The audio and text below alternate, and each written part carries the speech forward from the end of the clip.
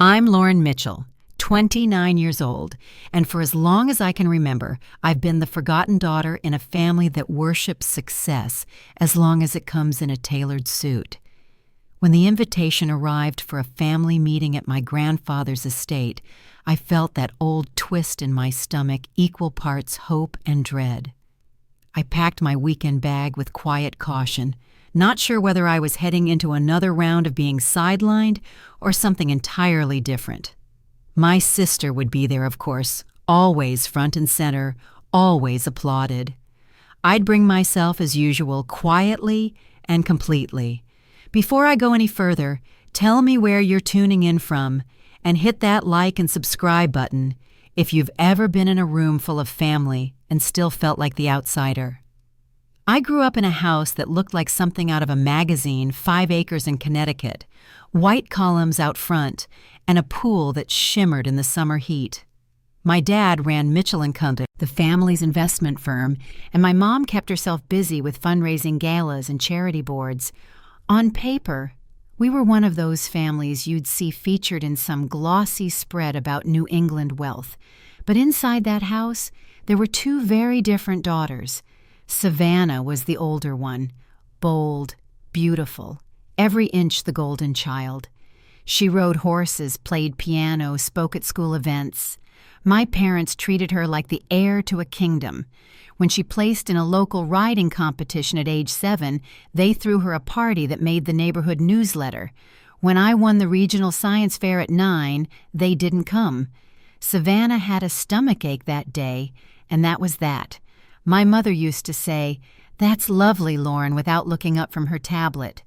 And my dad, who always kept an eye on Savannah's path to the top, would ask if I needed help finding a real direction. He never asked what I actually wanted to do. But Grandpa Thomas, he was different. He'd built Mitchell & Company from nothing, starting out with a truck and a ladder before turning it into a major player in real estate and finance. He noticed things no one else did. He saw the models I built in the corner of his study out of cardboard and toothpicks while everyone else laughed in the next room. He once told me buildings are like people. They should be strong enough to stand, but thoughtful enough to belong. Those moments kept me going. I stopped trying to win my parents' approval sometime around sophomore year of high school. I poured myself into my schoolwork instead, got into architecture at NYU, graduated with honors.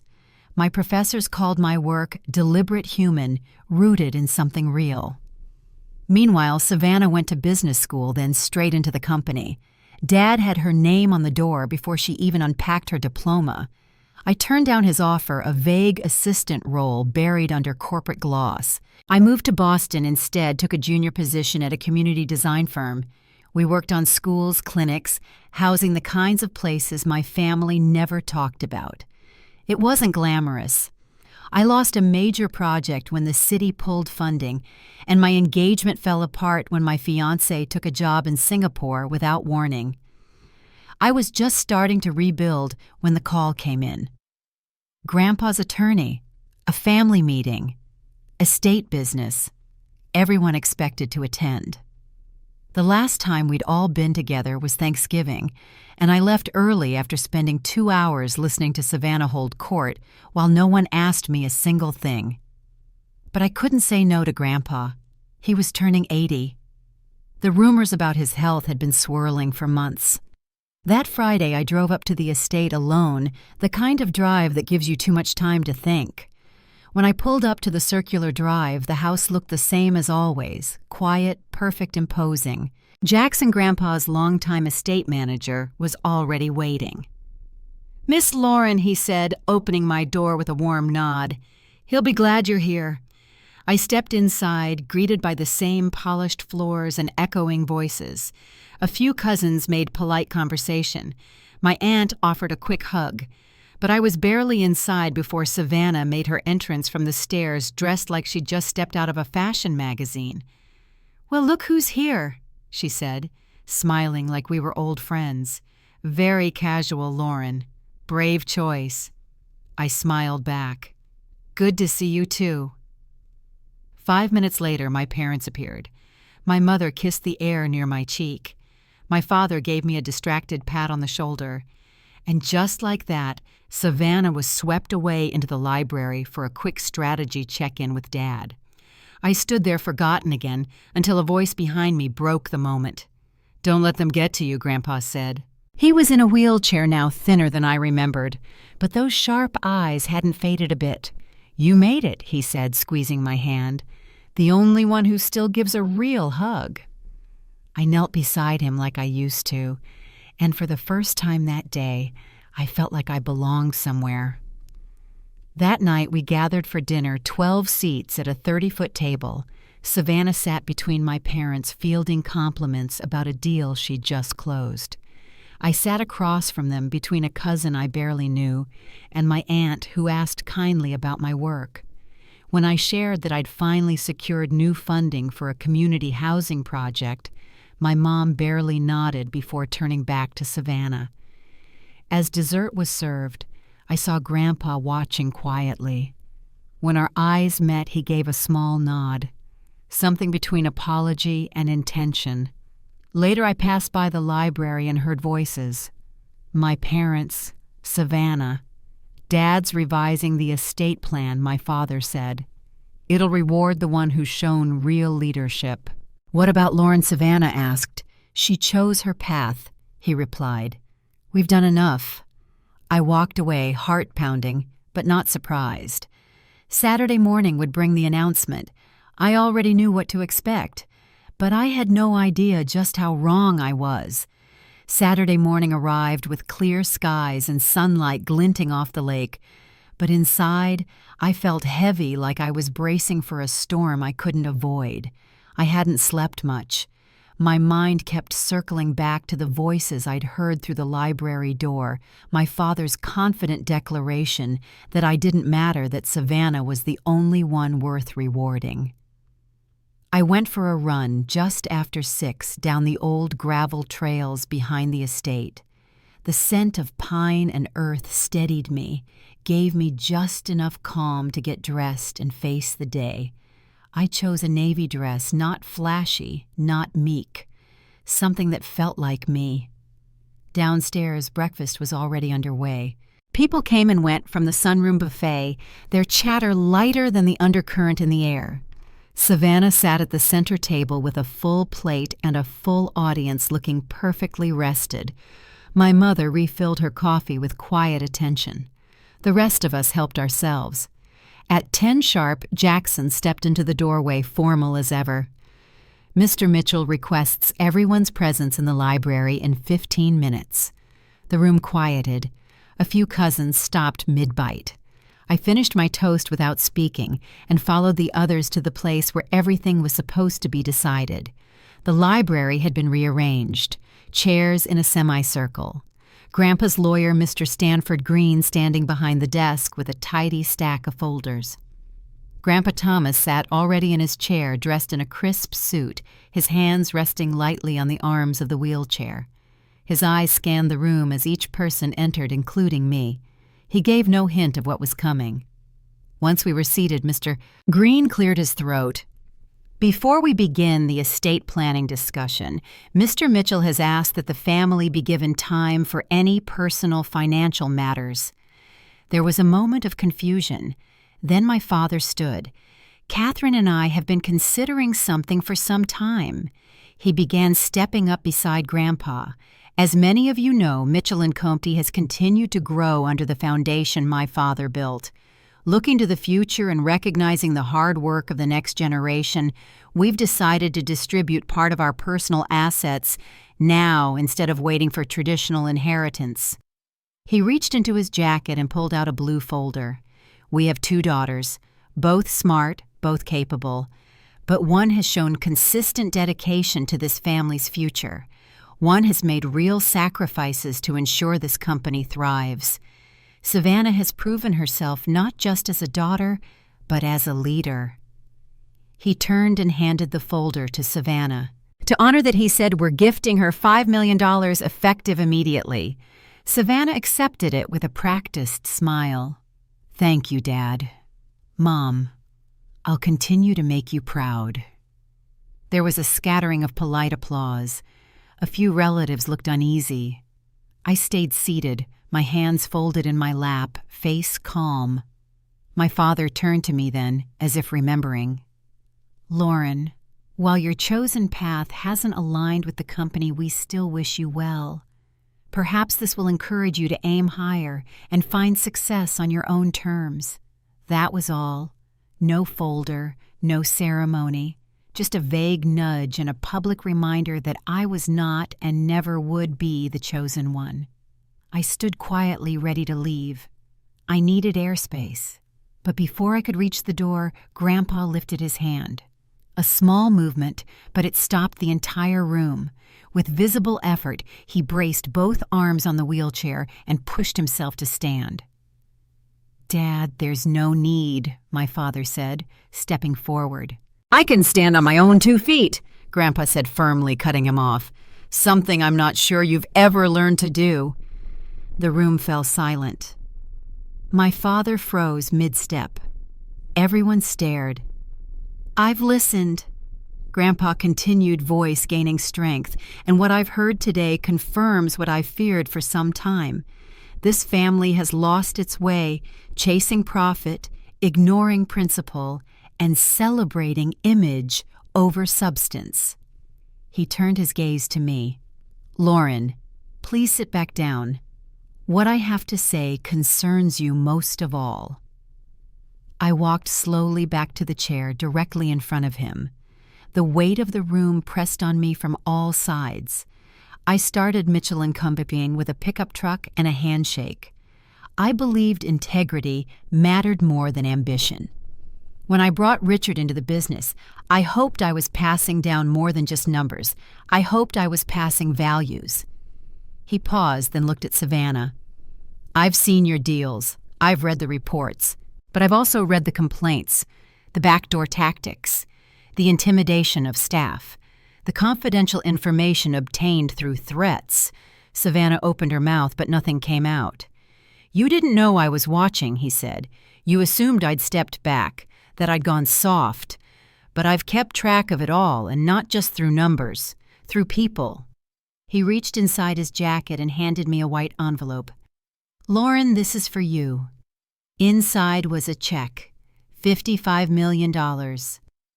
I looked down at the paper, not trusting my eyes. "It's real," Grandpa said, "and it's only the beginning." My mother stood suddenly, her voice rising. "You can't just bypass your own son and hand everything to her." "I can," Grandpa said, "and I have." "She doesn't know anything about business," Savannah snapped. "She draws buildings.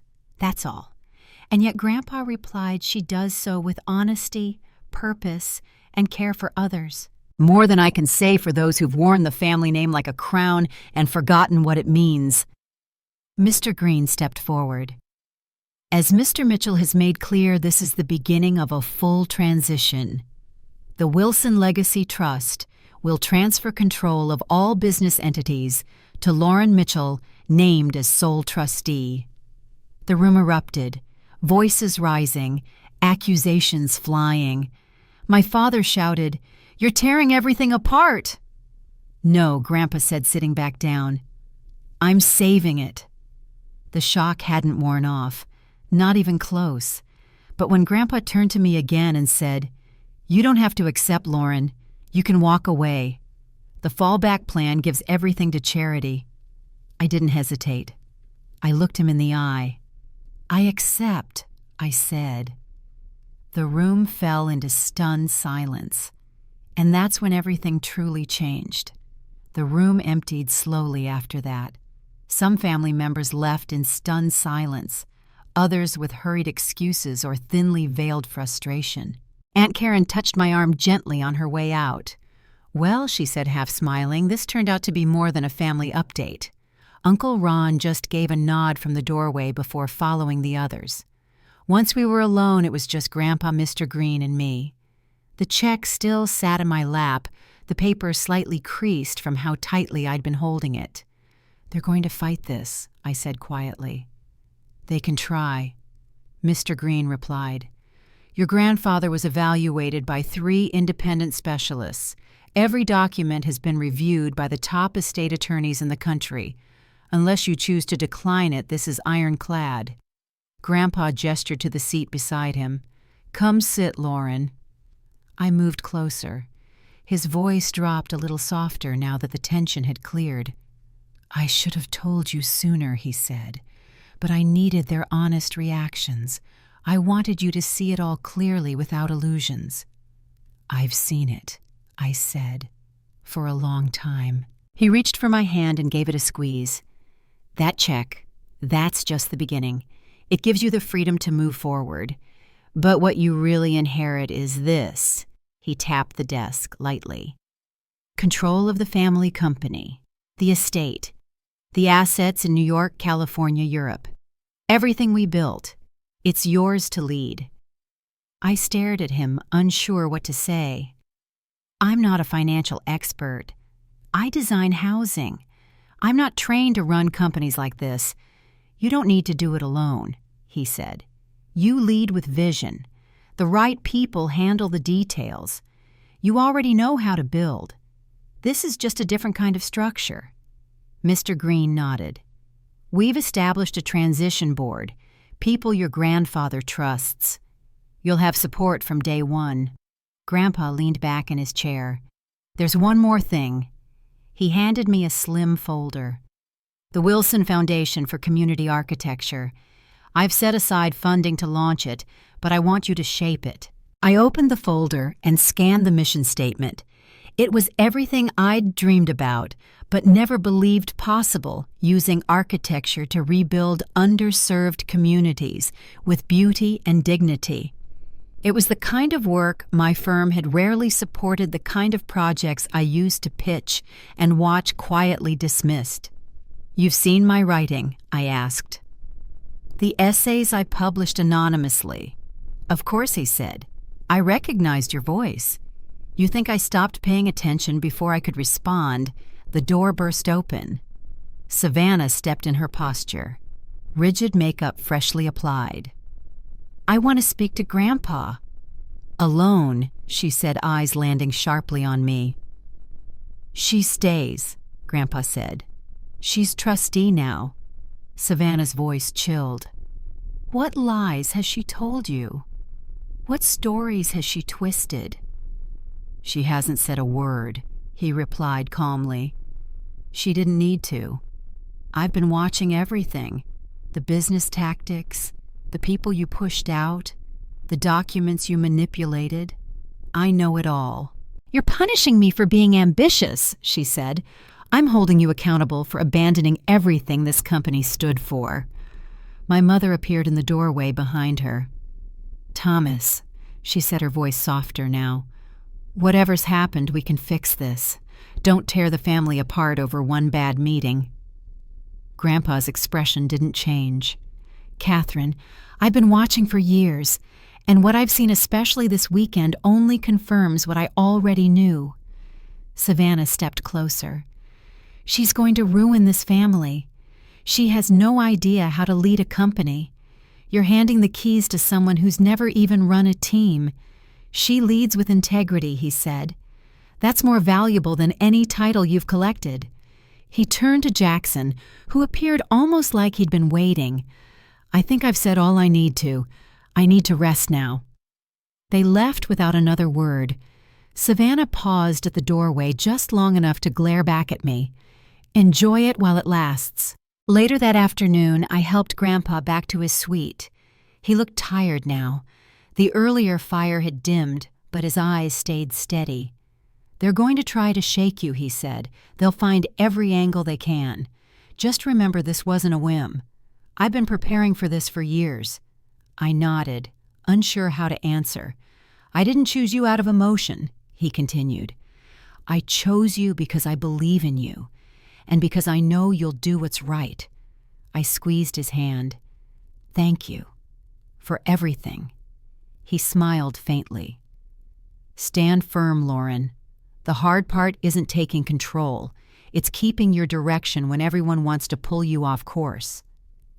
That evening, I sat alone at the lakeside gazebo, the same one Grandpa had helped build when I was a teenager. I kept the check in my jacket pocket not out of fear I'd lose it, but because I still couldn't quite believe it was real. The sun was setting slow and golden across the water. Somewhere behind me, footsteps approached on the gravel path. "Figured I'd find you out here," Aunt Karen said, carrying 2 glasses. "Thought you might need this." She handed me a glass of whiskey and settled onto the bench beside me. "You know they're already regrouping, right? Richard's on the phone with the family attorney. Savannah's digging through old files. Catherine's calling every board member she thinks will pick up." I glanced at her. "How do you know all that?" She shrugged. "People forget I'm in the room. They always have." I smiled a little. "Were you helping Grandpa this whole time?" "Let's just say I've kept my eyes open. So has he." We sat in silence for a while, watching the sky fade to deeper shades of orange and blue. "They're going to come at you hard, Lauren. Are you ready for that? I'm not sure, but I know I can't walk away from it." She lifted her glass. "That's the right answer." We clinked glasses quiet again. It wasn't just about the company now, or the money, or the check sitting in my pocket. It was about what came next, and who I'd have to become to carry this forward. The next morning began before the sun was fully up. I couldn't sleep. The silence in the room was heavy, the kind that comes after everything changes, but before the dust settles. I dressed quietly and headed back out to the trails behind the estate. The cold morning air helped clear my thoughts. My steps were steady, but my mind was racing. By the time I returned, the house was already stirring. I took a quick shower, changed into a fresh blouse and slacks, and walked downstairs knowing what was waiting. In the breakfast room, my parents and Savannah were seated at the far end of the long table. Their heads were bent low over a pile of papers. Their conversation stopped the second I walked in. I nodded a greeting, poured myself a cup of coffee from the sideboard, and found a seat near Aunt Karen, who gave me a warm smile and passed me the fruit tray. "You sleep at all?" she asked quietly. "Some," I said. "Enough." The room filled slowly with other family members. Most kept their conversations light, weather weekend plans, casual comments about the lake, but the tension was thick enough to feel in the air. Grandpa Thomas entered not long after, dressed in a soft gray sweater and pressed slacks, the nurse trailing close behind his wheelchair. His face looked less tired than the day before. When he spoke, his voice was steady. "Good morning, everyone. Beautiful day, isn't it?" His light tone seemed to shift the room slightly, but only for a moment. Most of us knew the next step was already set in motion. Just as breakfast ended, Mr. Green appeared in the doorway. "Mr. Mitchell, the documents are ready when you are." "Perfect," Grandpa said. "Lauren, you'll join us in the study. The rest of you, of course, are welcome as well." My father stood immediately. "Sam, Catherine and I had planned to speak with Lauren privately this morning." Grandpa didn't miss a beat. "Whatever you want to say can wait. We're handling legal matters first." The study had been reconfigured again. More chairs, a screen set up for projections, and several leather portfolios neatly arranged on the long table. Mr. Green directed me to the seat beside Grandpa's. The others filed in behind us. What followed was a formal walkthrough of the new Wilson Trust structure. Mr. Green explained everything: timelines, legal terms, corporate restructuring, and how the transition would roll out. My name appeared again and again in the charts and plans, always tied to the word trustee. It didn't feel real yet, but it was there in black and white. Around the midway point, my father interrupted. "This is corporate theft, dressed up in legal language. You can't expect us to just accept this." Mr. Green kept his voice level. "You're free to challenge any of it through legal channels. But every measure taken has been reviewed and approved. The trusts are fully binding. And Mr. Mitchell's capacity has been confirmed by 3 independent evaluations." My mother's tone shifted to something gentler. "Lauren, honey, you know we're proud of your talents, but this isn't your world. You're walking into something you're not prepared for." "I've spent years being told what I'm not," I said. "Maybe it's time someone saw what I am." Grandpa looked toward her. "Maybe if you had seen it earlier, Catherine, we wouldn't be in this position." Savannah spoke for the first time since we sat down. "I've given everything to this company, my 20s, my time, my name. And she gets the reward for going her own way." I looked at her across the table. "Do you want to talk about what you've taken too?"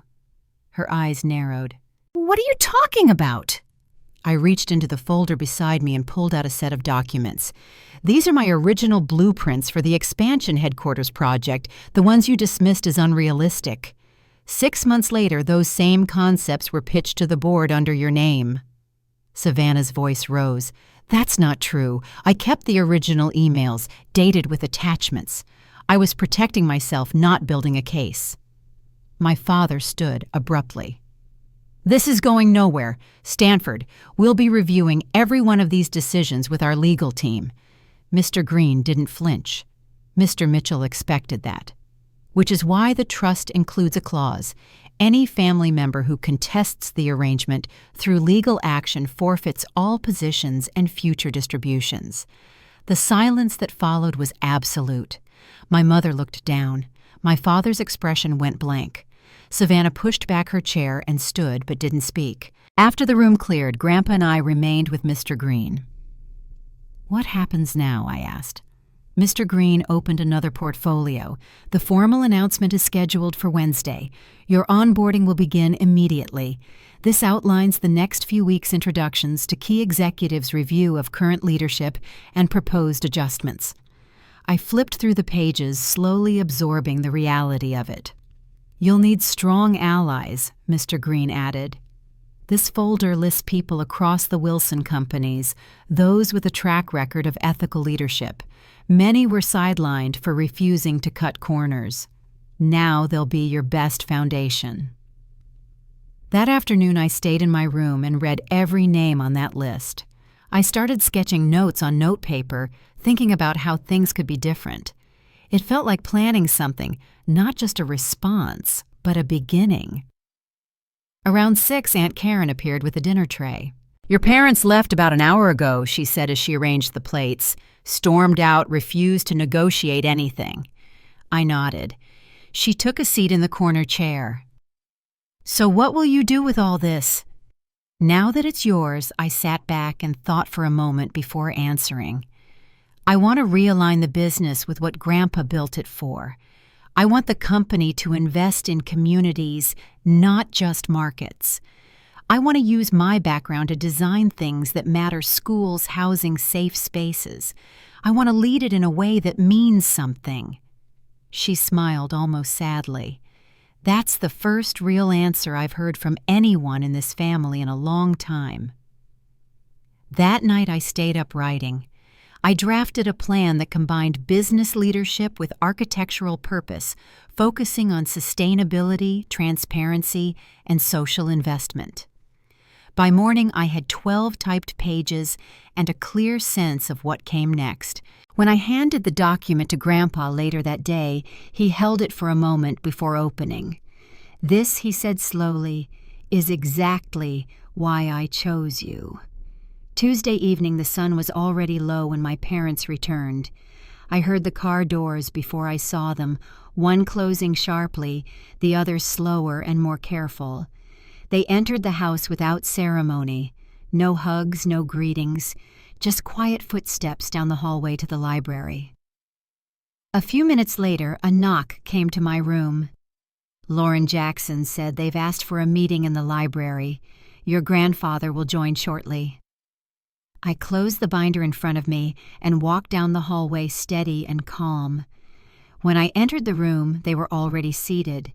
My mother looked composed. My father had a legal pad in front of him. Savannah sat with her arms crossed. "We need to talk," my father began. "All of us, calmly and rationally." I nodded and took a seat across from them. "We've discussed the trust," he continued, "and while we disagree with its structure, we'd like to propose a solution that preserves family unity and long-term success." He slid a folder toward me. In this version, you would remain trustee in title, but daily operations and decision-making authority would return to the executive leadership, meaning us. In return, you'd receive full funding for your foundation, plus a prominent public role as a Wilson heir. I opened the folder, scanning the language. So I'd keep the name, I said, but none of the authority. Savannah leaned forward. You'd still have a voice. You'd still get to lead your projects. But the company stays with the people who understand it. I understand more than you think, I said. This isn't about funding a side project. It's about restoring values that were lost.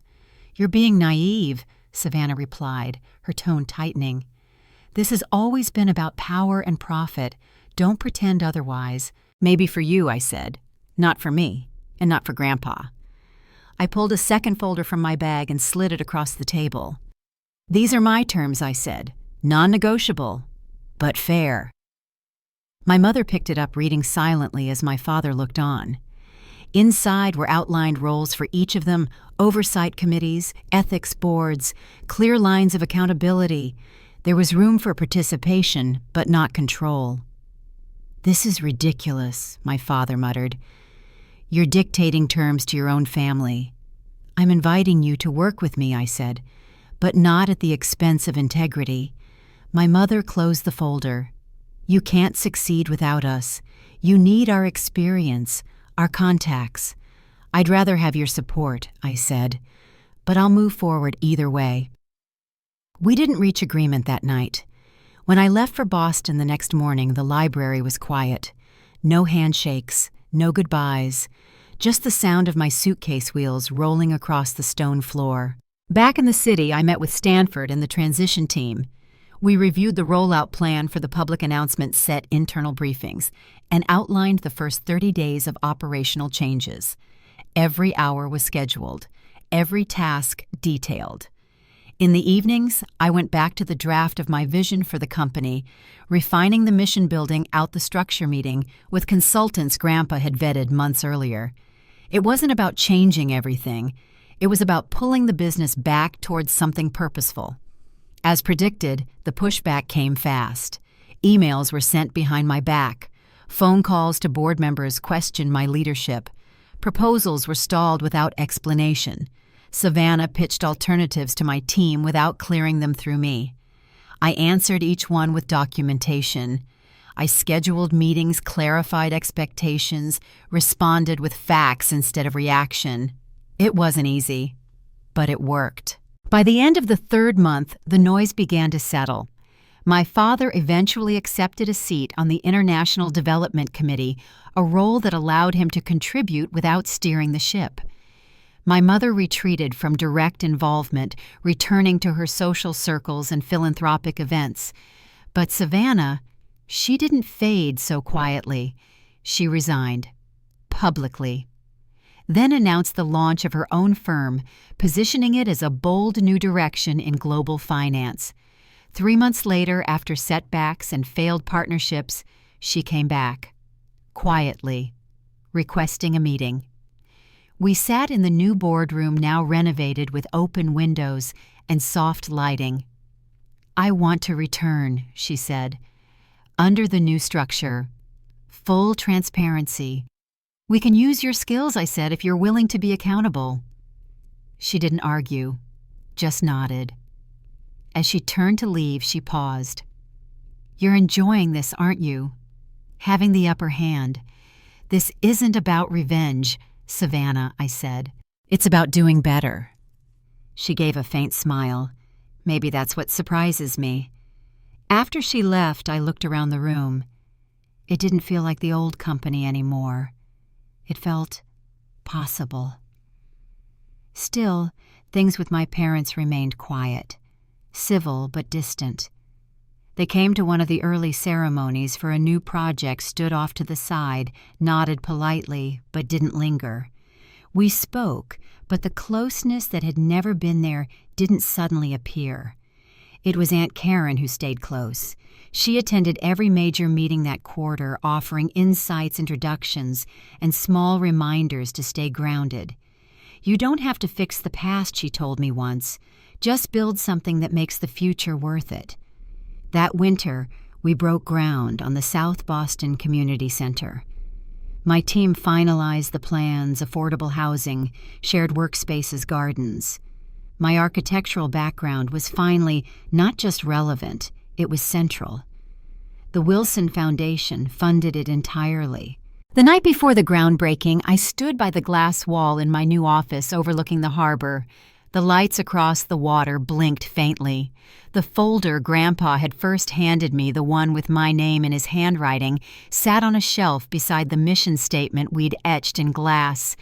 Build with purpose. Lead with integrity. Leave something better. The day of the groundbreaking arrived with cool spring air and a sky streaked in soft gray.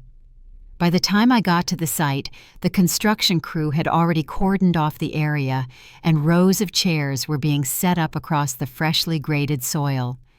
It still looked like a work zone, but in my mind I could already see what it would become: mixed-use housing, shared green space, a clinic, a childcare wing. It was everything I had wanted to build when I first started drawing plans back in college. Inside the tent near the podium, I took a moment to straighten my notes. The speech wasn't long, just a few pages, but I'd rewritten it at least 4 times. Across the field, I spotted Grandpa Thomas in his wheelchair, talking with the site manager. A small group had already gathered, nearby board members, city officials, some longtime staff. More people were arriving by the minute.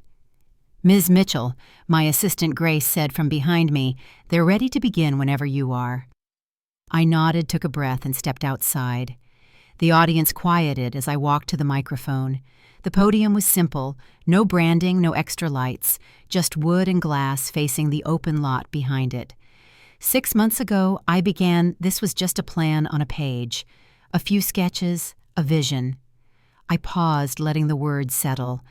But sometimes a vision is enough to begin, especially when it's backed by the right people, the right principles, and the courage to keep moving even when others say no.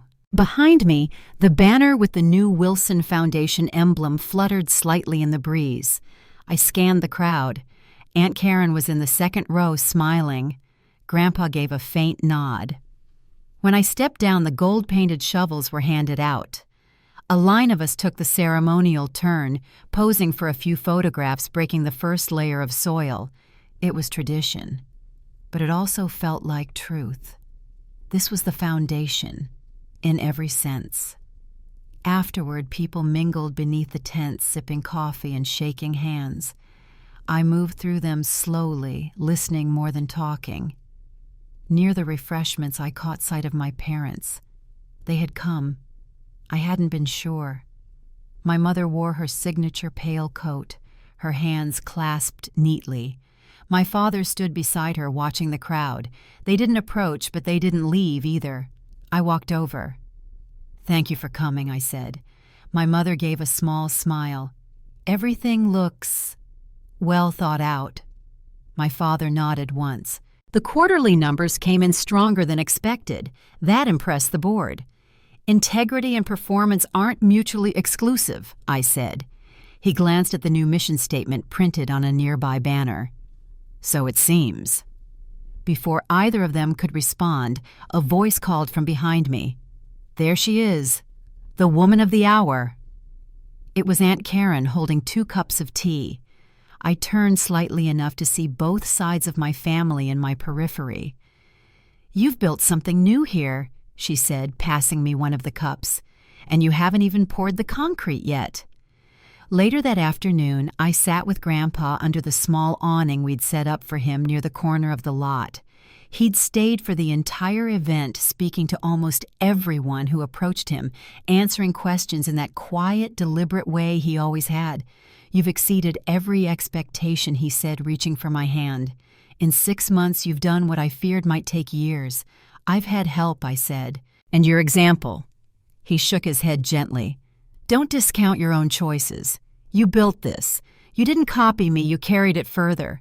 I sat back slightly, watching a group of residents from the local housing committee take photos with one of the lead architects. "There's still a long way to go," I said. "The international side, the apprenticeship program, The ethics board rollouts. He turned his gaze toward the site. You remember what I told you about foundations? I nodded. If you rush them, everything above them will fall. He looked over and smiled faintly. I just want to make you proud. You already have, he said. But the more important question is, are you proud of yourself? I hadn't thought of that. There'd been so much forward motion, so much focus on not failing, that I hadn't paused to ask if I'd done it in a way that felt like mine. I looked back toward the site, the layered plans, the teams coordinating the families, starting to gather around the community table that had been set up by the catering crew. Yes, I said. I think I am. He nodded once, satisfied. Then you've already succeeded. The rest is just details. I sat with him in silence after that. The wind shifted, and a light gust carried the scent of fresh earth and damp concrete. It smelled like spring, like beginning again. Behind us, my phone buzzed with a new message. I glanced at the screen. It was from Logan, the director I'd been working with at the South End Community Center.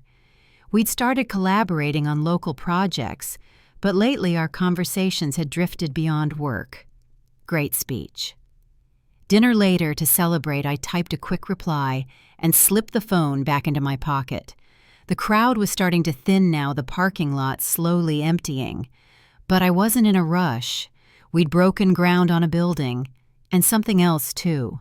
The weeks after the groundbreaking moved fast. Meetings filled every morning.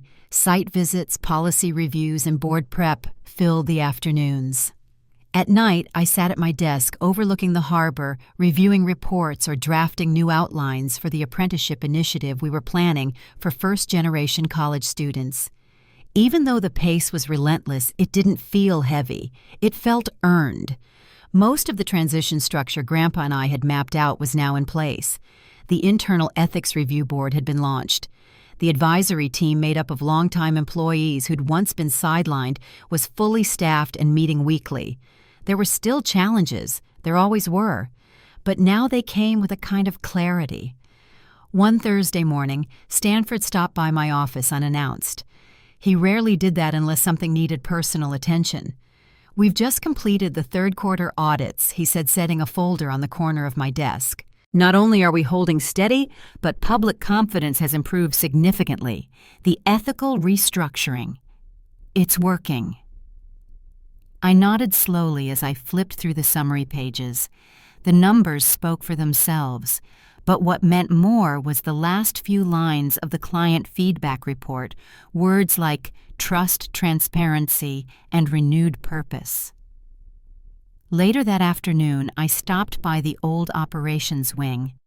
That was where my father had kept his corner office during his years as CEO. It had been converted into the International Development Suite, a collaborative space with glass walls and shared tables. He was there quietly reviewing documents with 2 junior analysts. When I knocked, he looked up. "You're early for the global logistics meeting." "I had time," I said. "Thought I'd check in." He set down his pen. "The new supply chain protocols, you were right. We've seen improvement in both vendor accountability and local sourcing. That was the hope." For a moment, the room was still. "I underestimated how much this place could change," he said. I didn't reply right away. The fact that he said it at all meant more than I could say out loud. Across the building, Savannah was also back her office, now part of the strategy and analytics department. Her transition hadn't been as smooth. The early months had been tense. She'd returned quietly after her firm failed to gain footing without the Wilson infrastructure. I'd made it clear that re-entry came with conditions, full transparency oversight, and no personal exemptions. We kept things professional, clear expectations, clear boundaries. One afternoon, she stepped into the elevator just as I was headed down to the foundation level. She stood on the opposite side arms, crossed her tablet in hand. "That proposal for the new Midwest housing model," she said. "My market data shows a 20% higher long-term yield than what finance projected. Then you should present it," I said, "at next week's review." She looked at me for a beat, then nodded. The next day, she did exactly that. No grandstanding, no posturing, just a clear, well-prepared pitch. And when it was over, I was the first to say, "Good work." Something shifted in her face when I said it.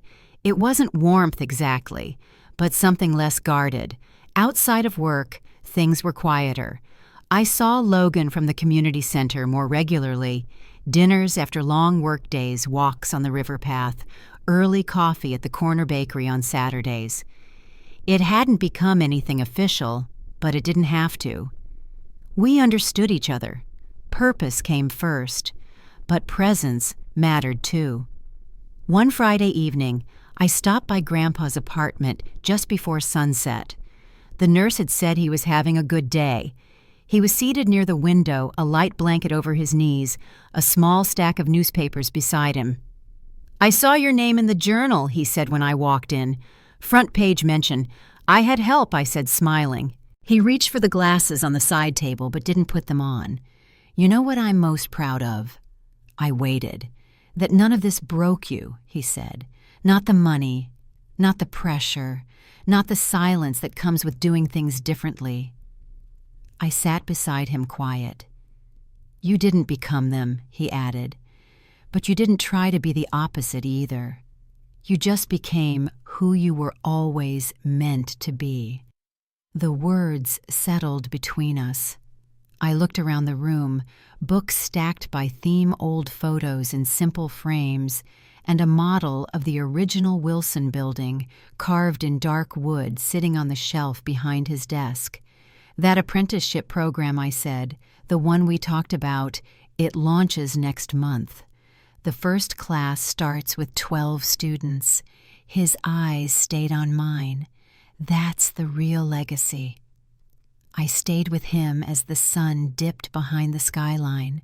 The nurse brought in tea and quietly stepped back out.